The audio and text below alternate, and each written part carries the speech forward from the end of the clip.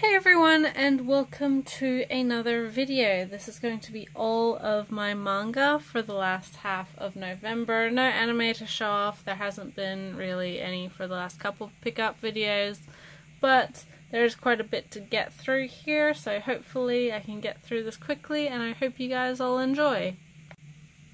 First up is an exciting new debut from Seven Seas, and that is Sasha Kanada by Upechika. This is a 4-volume, I believe, web comic or web-published comic in Japan about two young women in America, one who is Japanese and one who is from Saudi Arabia, and sort of how they learn more about each other's cultures as well as the people around them.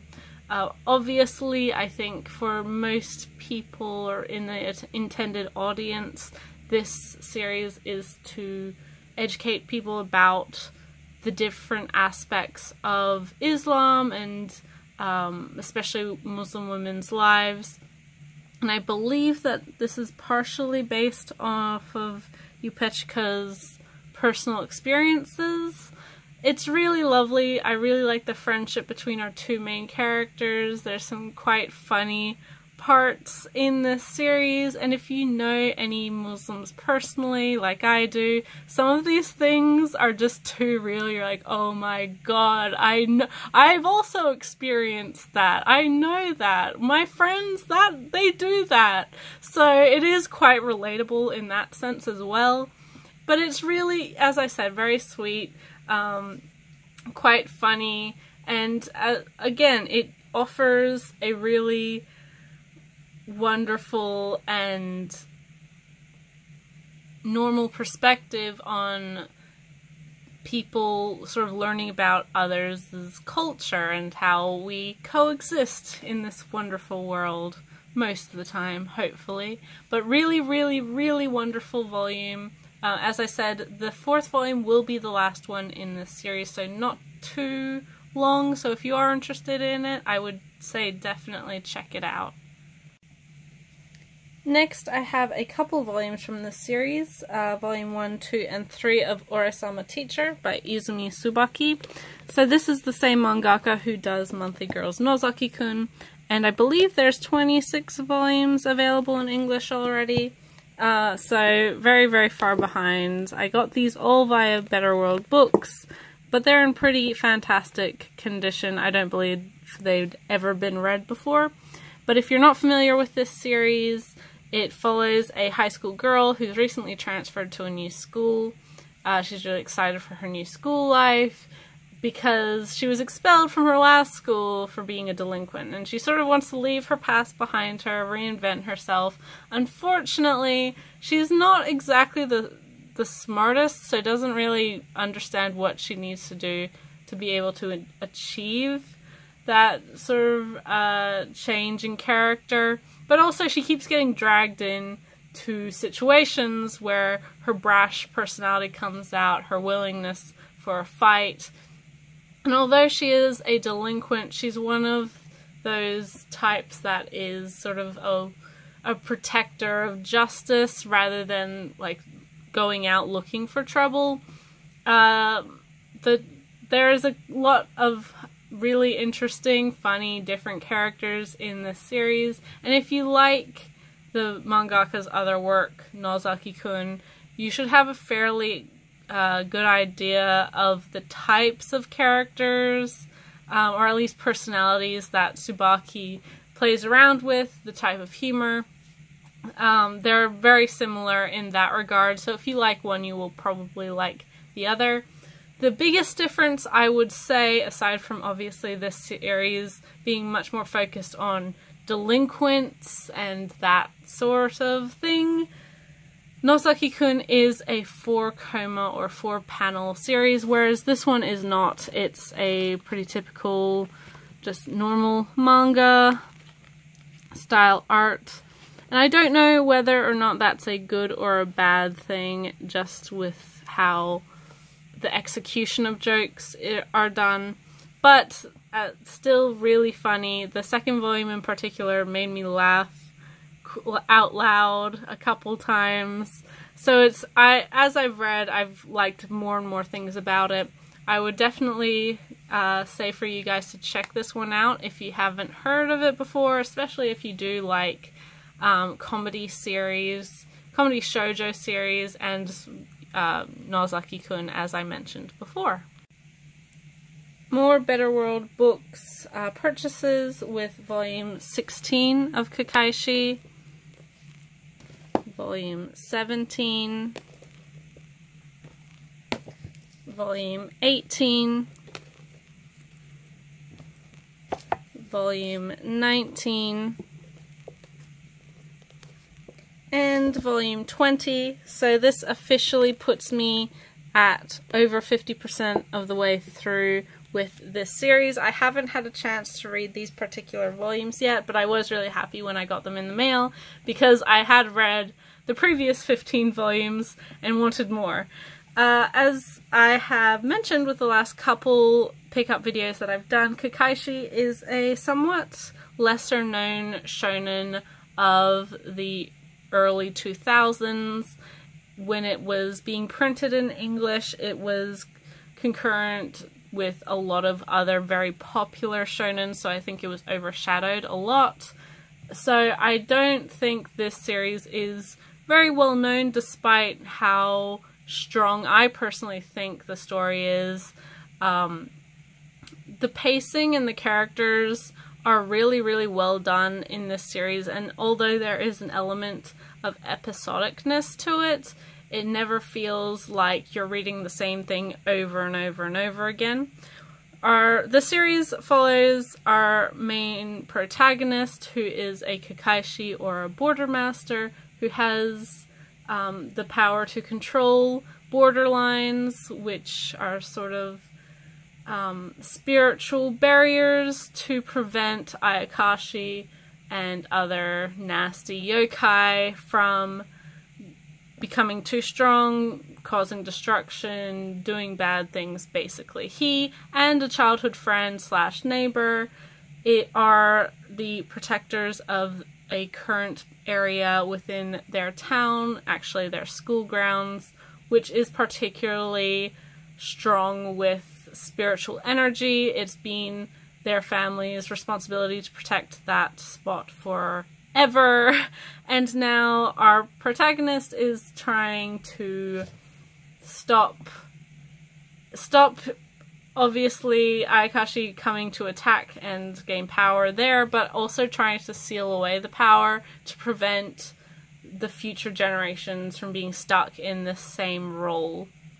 We also have a conflict between the Kekkaishi and sort of the spiritual people against various Ayakashi, various yokai, and those who want to gain various powers and want to achieve certain things. I don't want to really say what, but it is really, really good. The end of the previous arc that I just read was really strong stuff. There's some real gold in this series, some real emotional gold within this if you have the interest to try it out.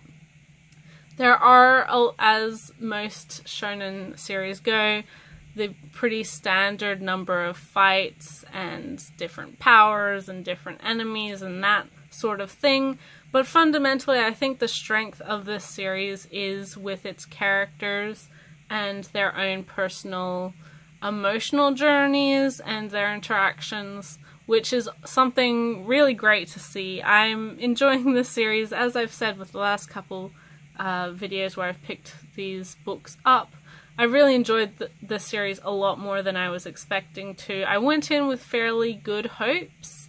As I said, I wasn't expecting the world out of it, but it did exceed my expectations. So I'm really happy about that, and I can't wait to get to these next 5 volumes. Next is another couple volumes from a different series, and that is Kiss Him Not Me Volume 9 by Junko, Volume 10, and Volume 11. So for anyone unfamiliar with this series, it's a romantic comedy reverse harem about a Fujoshi who, after the death of her favorite character, just cries and takes a week off of school, comes back, she's lost a ton of weight, she's really skinny and beautiful now, and so obviously has a lot of boys interested in her. That premise sounds like it can go so wrong, and a lot of people were skeptical about it, including myself, because that type of storytelling, that putting value into your weight in particular, is not a great thing for young people, young girls especially. But I did have faith because I am a big fan of Junko. I know that she can write some really, really good-natured humor. She's able to like poke fun at herself without being cruel about it. And I just think that she can write characters really, really well. And thankfully I wasn't proven wrong. This series, although it does have like a pretty not great premise, the execution of it is wonderful. I think this series is a prime example on how to write that type of story without ever putting value into like weight as why people should like you. This really challenges that idea of like who you are on the outside versus who you are on the inside, and in that respect all of our characters have a really wonderful growth of character over the course of this series, including our main character, because she, oh boy, she needs to do some growing too.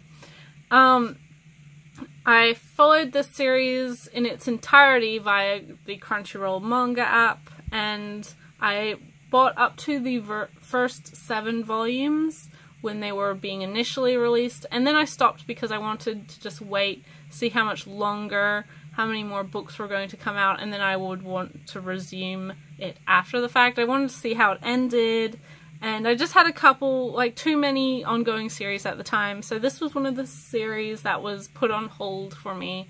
But now it is over. I'm really, really, really happy with the ending. I thought it was fantastic, and now I'm picking it back up. As I said, these 3 volumes I have another 2 volumes on order, so that just leaves I think volume 12 and volume 14 are the only ones that I still need to get, and then I'll have the complete series of Kiss Him Not Me. Wonderful, wonderful series, really one that's fun and funny, and the characters all have really great chemistry between each other, and with our main character as well, of course. So yeah, there's some really great stuff in here. The art is beautiful as expected from Junko, and the comedy is never cruel or malicious. It's always really like that teasing, when you make fun of yourself type of humor, and that it's just really great. So glad to have these couple volumes now. Next we have volume 29 of Haikyu. This is of course the most recent volume, and we're still in our match with the Mia twins. It's so good. Haikyu is so good. I say this every time. Although I am going to say, sort of related to Kiss Him Not Me with the previous part of this video, after next volume, so after volume 30, I'm going to pause picking this series up for a little bit, just because it comes out so quickly. Like, there's so obviously a monthly release schedule for the series, and whilst it's not hard to keep up per se, next year I am hoping to cut down on my pre-orders every month, so I'm just going to wait until a couple volumes are out and then buy them all at once in a big chunk, rather than getting a new volume every single month. So hopefully, yeah, I mean, that's the plan, at least. But back to the manga itself, as I'm sure most of you know this is a sports manga about a high school volleyball team called Karasuno and their sort of goal to win nationals. Like with most sports series, our main character Hinata is sort of an idiot savant, as is their setter Kageyama. Both really love the sport, totally different personalities, get on each other's nerves endlessly, and both pretty useless at anything else except for volleyball. But together they are pretty much a perfect duo, a match made in heaven type of thing. They really complement each other's strengths and weaknesses, and have become Karasuno's secret weapon. Although that isn't to discount any of the other members of the team, because there's a lot of them and they're all great and wonderful, and I've said this with Haikyu before, but it's really the character writing in this series that is why you should read it. The sports is great, the plot is wonderful, but both of those are fairly, like, if you've read a sports series, you know the beats. There's nothing, you're not going to be surprised by this, which isn't a bad thing. This is very cut and dry what a sports manga should be. But it's the characters within the teams, and not just our main team, that really makes this series shine. As well as all the other supporting characters, the managers, the siblings, everyone else. It's so good. It's so good. Of course, most of you already know this. I'm sure plenty of people are reading already. And yeah, it's funny, it's fun, it's tense when it needs to be. It's just, it can put you on a roller coaster of emotion because you're just feeling everything when you're reading this series. And you really do celebrate each and every point won and lost. It's fantastic. This series, if you love it, then I'm sure you're already reading it. And again, this isn't a series I need to sell to anyone because people already know. People have been reading the last 20 odd volumes. It's one that everyone can really say is a powerhouse within current manga, especially current shonen and current sports manga. This is one that most everyone is aware of. Now for something super, super exciting. I got this via Gumtree, which is sort of the Australian version of Craigslist. I got this and another volume I'm going to be showing a little bit later together for, I think, $30 altogether for the two, which when you see this will probably blow your mind. But that is Taiyo Matsumoto's Blue Spring. This was released by Viz in 2004. It's a collection of one-shots and is pretty hard to find most places. It's impossible. It's out of print. I think it only got one printing.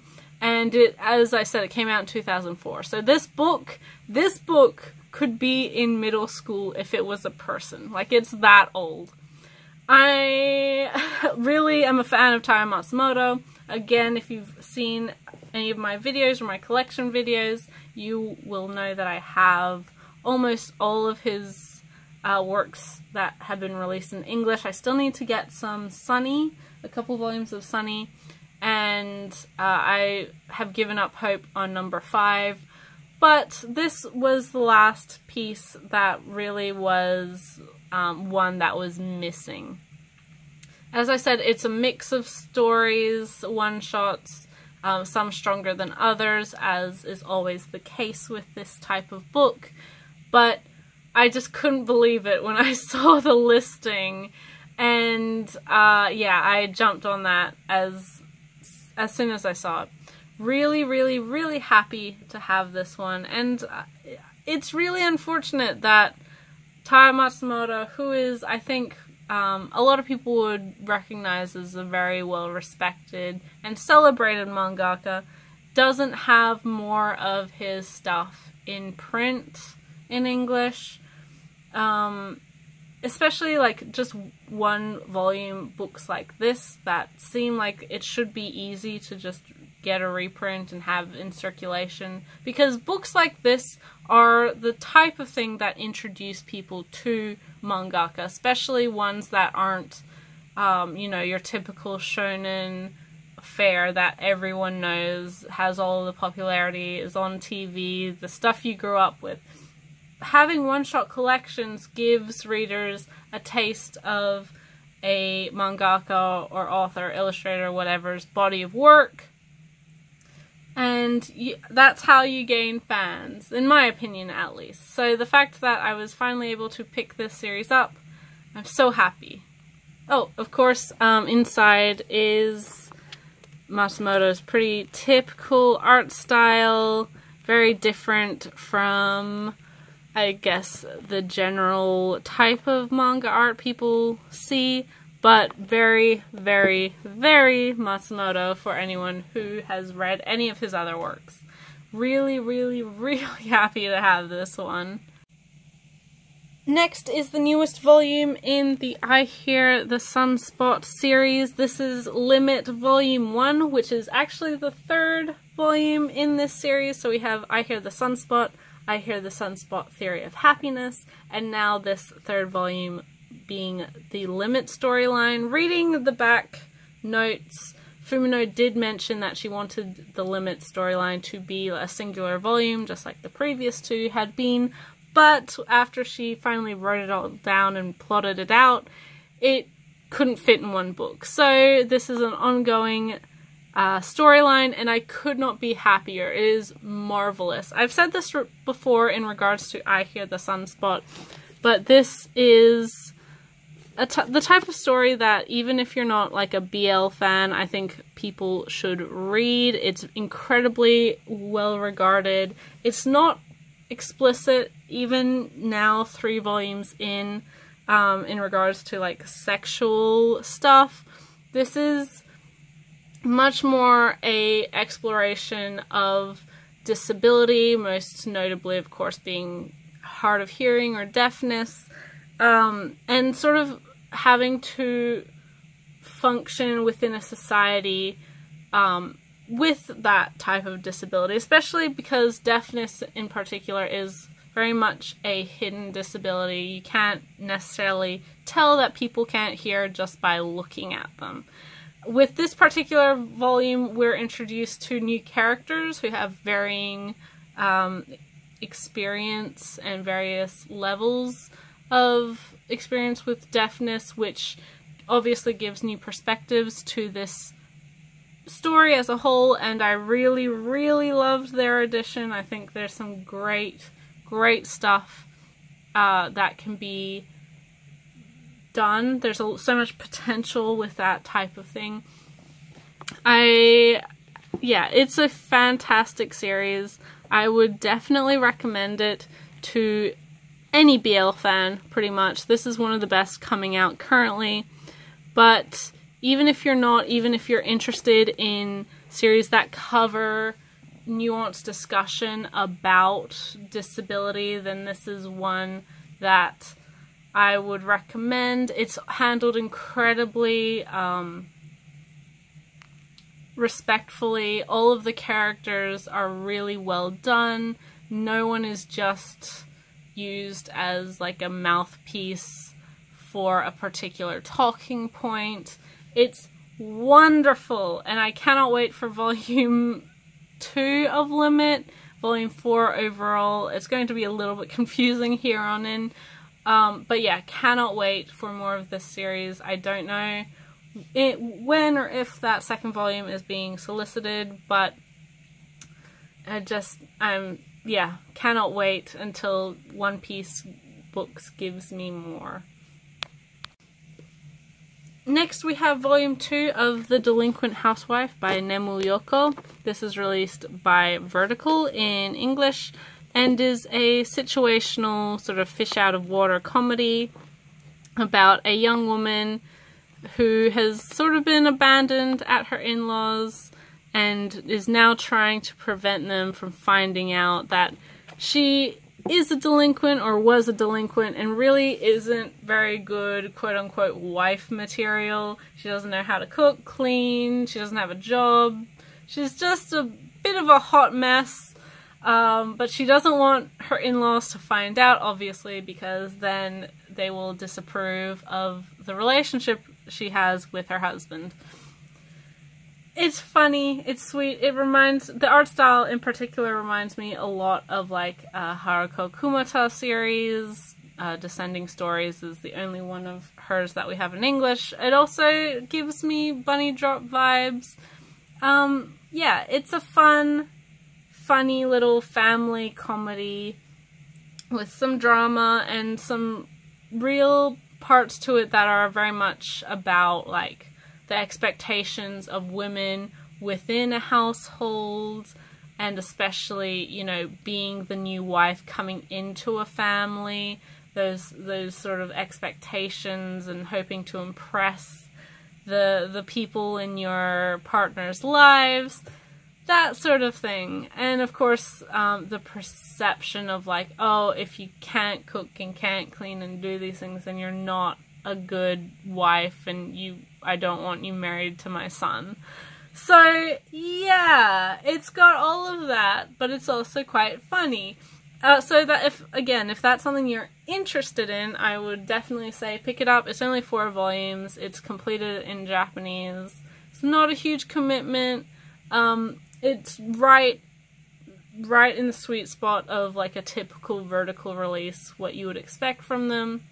I believe this is a seinen. It might be a josei, but it could go either way, really. But if you like those types of stories, if you like those sorts of themes, yeah, definitely give it a look.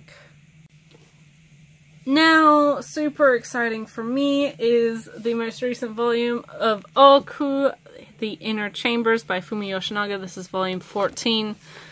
I adore this series. We mainly get 1 volume every year, but man, is it a good volume when they do come out.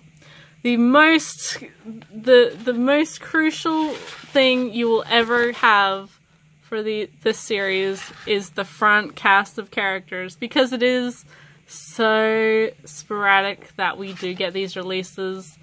You forget who all of these people are. You're like, I have no clue who's doing what's going on. And you can just see how beautiful Yoshinaga's artwork is.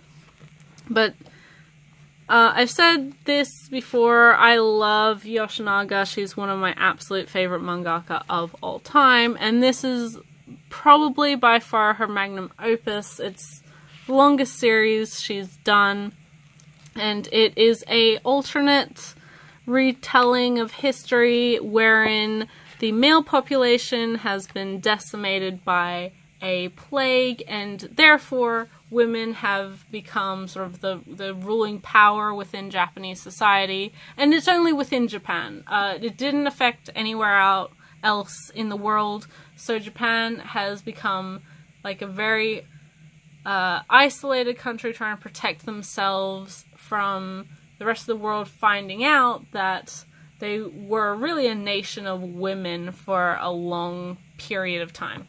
So this focuses on the various rulers throughout this period and the inner chambers, which were a real thing that existed. It was basically the concubines or the harem of the emperor, and just in this story it's, you know, a female emperor, so you got all of the men. And men are valued as like this highly protected, you know, sought after thing because there are so few of them. This plague tended to affect young boys between, you know, infancy to age 20. So there's really not a lot of young guys to go around. It's fantastic. If you like political dramas, thrillers, history, you can't get better than this. It's phenomenal. All of the characters are so interesting. There's so many twists and turns. And of course it is based off of real history, so there's all that drama. I haven't read this volume yet because I just got it yesterday and I've been really busy this week. But there's so many wonderful parts of this manga. Volume 8, 9, 10, that particular arc broke my heart. Just made me sob by the end of it. And I mean, that's maybe not necessarily that convincing, but believe me, it's wonderful.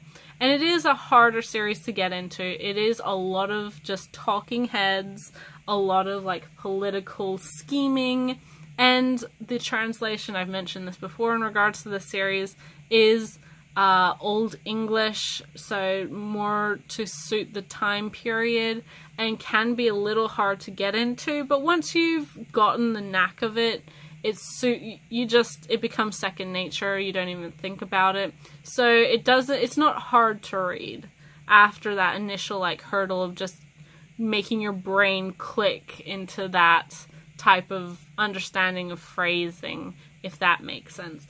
Wonderful series, phenomenal, just cannot wait. Whenever we get a new volume of this series, I should say, it's #1 priority for me. It's one that is so marvelous, and as I said, we get so few volumes of a year. It updates very slowly, but it's always, always, always worth the wait. Next is the second half of my Gumtree pickup, and that is Dream Fossil, the complete stories of Satoshi Kon. And this, I believe, was initially collected and published in Japan for the 1-year anniversary of Kon's death, or for in memoriam for such a influential creator, director, mangaka. I have only read one of Kon's manga previously, that being Tropic of the Sea, but his films are phenomenal. I think most anime fans can tell you that. Millennium Actress is my personal favorite, but he'd never made a bad film. This is a bunch of one-shots from 1984 to 1989, I believe, covering a whole bunch of different topics. And yeah, I mean, again, like with Blue Spring, there's good and bad in these types of series. You know, it's always, oh yeah, I forgot there's a color pages one, complete colored series, or I guess one shot. There's just some really interesting stuff. There's so much imagination and creativity and interesting things and ideas to explore with Kon's work, and I don't think his manga is any exception to that. I do want to someday read Opus, that's next on the list to get. But yes, I mean, incredible talent taken too soon. It's sad that it took the death of the man for these volumes or these chapters to be collected and published. But, you know, you have to appreciate what he did during his lifetime, and this is just quite a large piece of it. I think it's quite representative of a lot of his manga catalog. So, yes, I'm really happy to finally have this book, especially for the deal that I got it with, bundled with Blue Spring. Like, together, I got them for $22 US, about roughly, for both. So, the fact that I got that was just, like, crazy to me. But yes, super, super glad to have this in the collection, and that just ticks off another one that I've been meaning to get forever. Next is Murakawa's Fullmetal Alchemist, the 3rd Fullmetal edition. And yeah, I mean, again, what can you say about this series? It's fantastic. These particular volumes are gorgeous. There's a lot of spoilers in the middle, so I don't want to open it at a wrong spot. I think most people are aware of certain spoilers for this series. It is one of the most popular and I guess influential shonen of its time, but at the same time, you know, there's always new fans. I don't want to ruin the experience for anyone. But yeah, the beautiful archival quality paper, the vellum, the full color pieces, a lot of the chapter title, as you can see, are full color. It's just a marvelous release, and as most people know, I'm a huge Fullmetal Alchemist fan. I adore it. It's probably one of my all-time favorites. I don't think I will ever get to an age where I won't love this story and love everything that Arakawa put into it. Just, oh, everything about it. I just love it.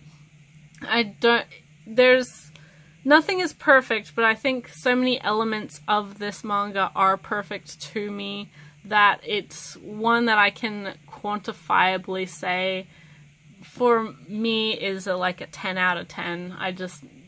Yeah, it's fantastic. The fact that we are getting these Kanzenban / Full Metal editions is such a gift, especially most importantly, I think, for the updated translation. The initial one was very spotty. I actually read this series via the Chiangyi release, which is like the Singaporean / Australian release. And that translation was pretty spotty as well. So there's always been issues with the Fullmetal manga, at least the localization of it into English, and it's just nice having it redone with some consistency, especially for a series that is this beloved and so, you know, wonderful. But yeah, I mean, I'm just waiting for more with all of these Kanzenbans. There's 18 in all, so we're getting there, you know, we're 1/6 of the way through. So you know, I can't complain with that pacing. It feels like just a couple months have been, like maybe 2 months since the last one. And of course, you know, the entire series is already out, but doing this level of work and putting this much quality into a release, especially when it comes to retranslation and re-editing everything, that's where I think the majority of the work goes. So you have to give them time.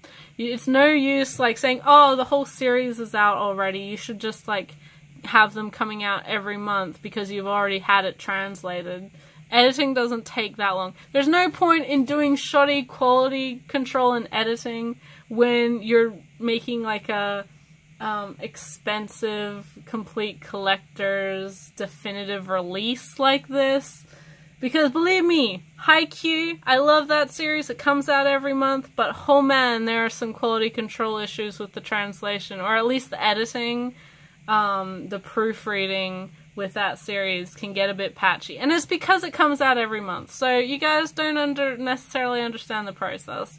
And that's alright, you don't have to, but give the company some credit. The fact that we are getting this level of release and so much care put into it, you know, just give them a pat on the back. They're doing good work.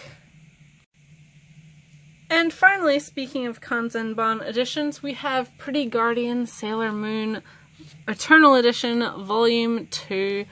Again, these books are so big, they're out of frame, but the beautiful, again, definitive edition of this classic manga. You can see the sparkles. It's kind of on the covers here.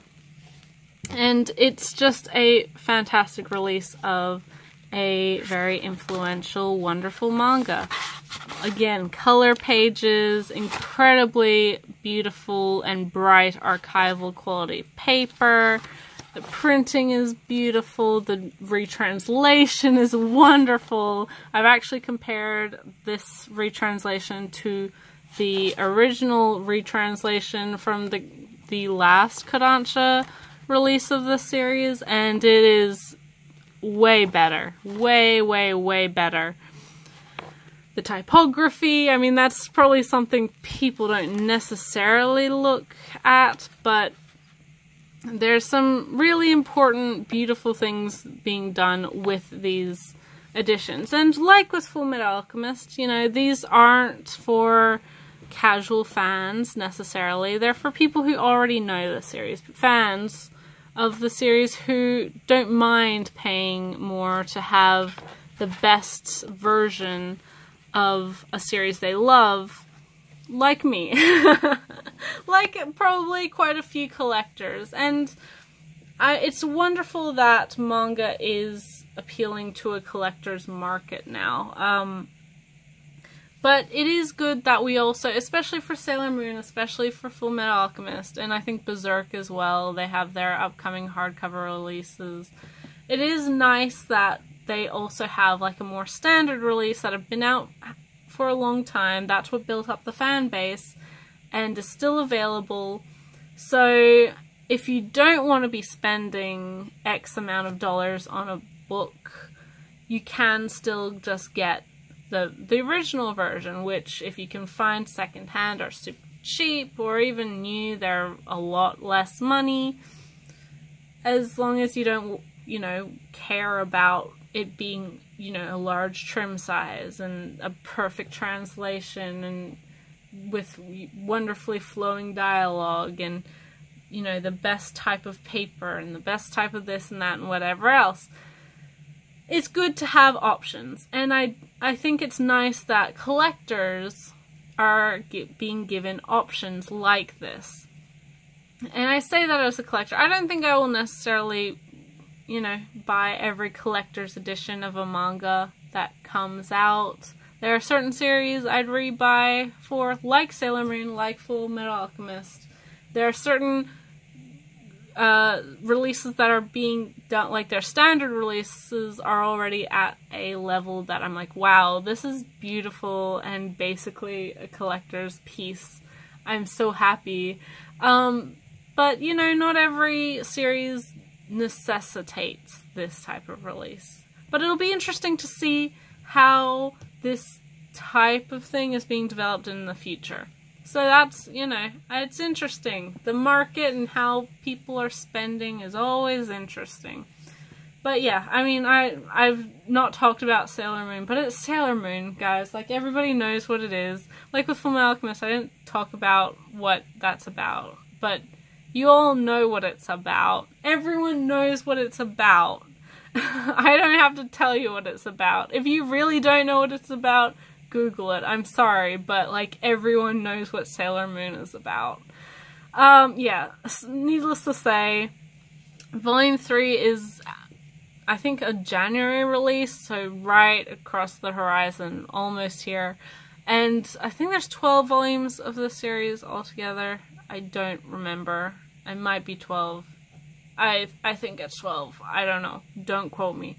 But we're getting them out really consistently, very quickly. Beautiful quality again. And this one is like a really fast turnover, but I think the first volume was pushed back for so long. Like, it had a delay and then another delay. It was ensuring that all of these books were to a level of quality that was acceptable. And I think that pushed the whole schedule back. And I don't mind waiting in that regard. Patience is a virtue, guys. Patience is a virtue. But yes, needless to say, Sailor Moon, beautiful, wonderful. If you're a fan, pick it up. Maybe wait for it to go on sale. The first volume is currently like $12 something on Amazon US. So buy it. Or at least it was when I checked the last time, which was yesterday. Buy it. But only if you want to, you know, no pressure. But yeah, if you are wanting it, that's a really good opportunity to get on that deal.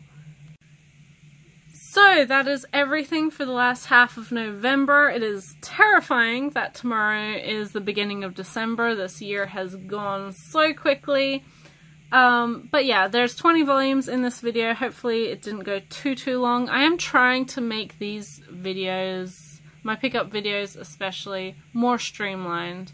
And hopefully I was able to do that with this video. I don't know if anyone was able to notice that, but let me know if you did, because I'm trying to prevent my videos in the future from becoming overly repetitive, because I found that when the videos got longer and longer and longer and longer, it was because I was, you know, trying to think of things to say or word things. I knew what to say, but I didn't know how to word it in the way that I wanted to, or I would be saying the same things again and again and again. Next year, so in January, I will be starting, or restarting, sort of, my weekly reading videos, sort of vlogs just on the books that I've read for that week. I can't promise that there's going to be a new video every week. I don't know if I'll be reading something every week. I should be, but, you know, weekly videos are hard, guys. I don't necessarily have the time.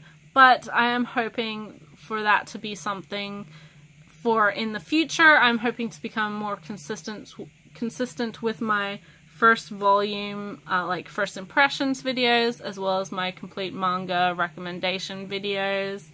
So the stuff that you've seen from me before.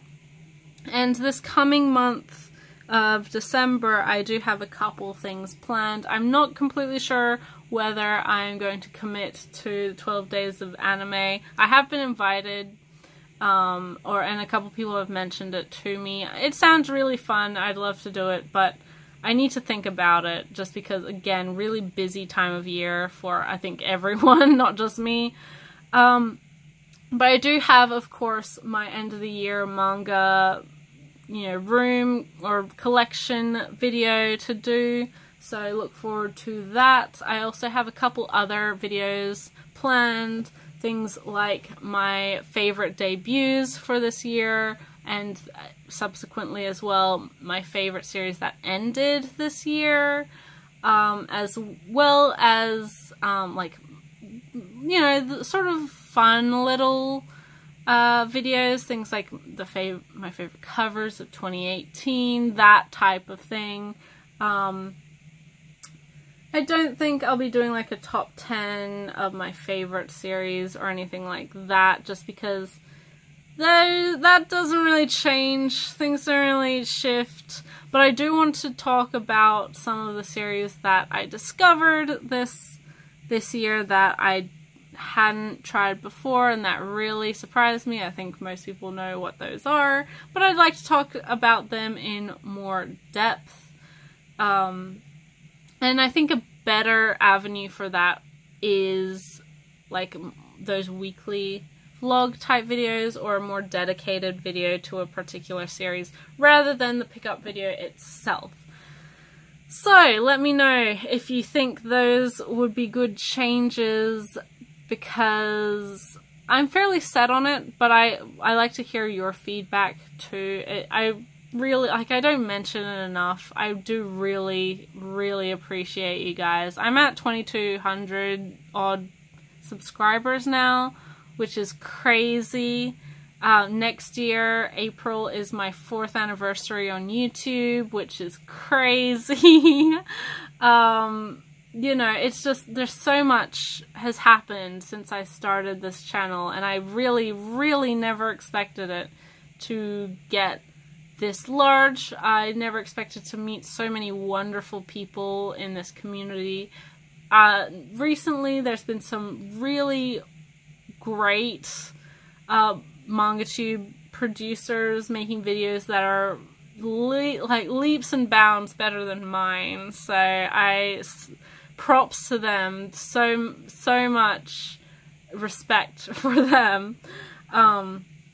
And I want to talk about some of those people as well in a dedicated video, because it's so nice to see this community have some new life in it. I think for a little while we were quite stagnant with just the same couple people, and a lot of people, a lot of well-established manga tubers stopped producing content as often, or just stopped posting videos at all. And that's how this community, I think, has always been on YouTube. The popularity of people and the consistency and growth of channels has always been cyclical. There's always been new people who, I think, eventually stop, and then there's more other people who really establish themselves in the community. So you see so much change, and again, as I said, I've been here 4 years. I never really expected to last that long, and the fact that I have, and that you guys are so wonderful to me on here, is just, I can't even put words to it. It was Thanksgiving last week. We don't celebrate it here in Australia, but it's just, that's what I'm really thankful for, especially in regards to YouTube, is that you guys, even though my videos can be excruciatingly long, even though I beleaguer points till the end of time, even though I can't go up and say, yes, I've read every single, popular title of manga or anime that there is. I don't think I've even scratched the surface when it comes to popular manga. You guys still seem to watch me, and that's real. Like, I love that. You guys, that's so wonderful, and I cannot thank you enough. I love reading your comments. I love talking to you guys on Twitter. It's really, I found a place in a community that I never expected to. I don't know if I've ever mentioned this, but when I started on YouTube, when I started this channel, it was actually in 2011, I posted my first video. It's not on here anymore, and you'll never find it because I deleted it. It was so terrible. And I was doing the same sort of thing that I'm doing now, showing off, what I bought, what I'm, normal things. My setup was way different. This beautiful room and organization of a collection that you see now didn't exist. I had a really baby collection back then. And I'd only been really an anime fan, not even a manga fan, for a couple years at that point. I posted it. It did get some really lovely people commenting and watching, but it never really had an impact, and I was never really happy with it. I didn't like how I'd done the video. I didn't like how I spoke about what I was showing off. And so later, when I did decide to, I guess, reboot this channel into Compulsive Collector, and now it's Simply G, of course, I deleted it and just hid that terrible part of my past. So I won't be embarrassed by it anymore. But even now, looking at my first video as Compulsive Collector back in April of 2015, how I've grown from that point to today is incomprehensible almost. I can't even think about it, because of course things are going to improve. Of course, time always makes things better just through experience and just through, practice. But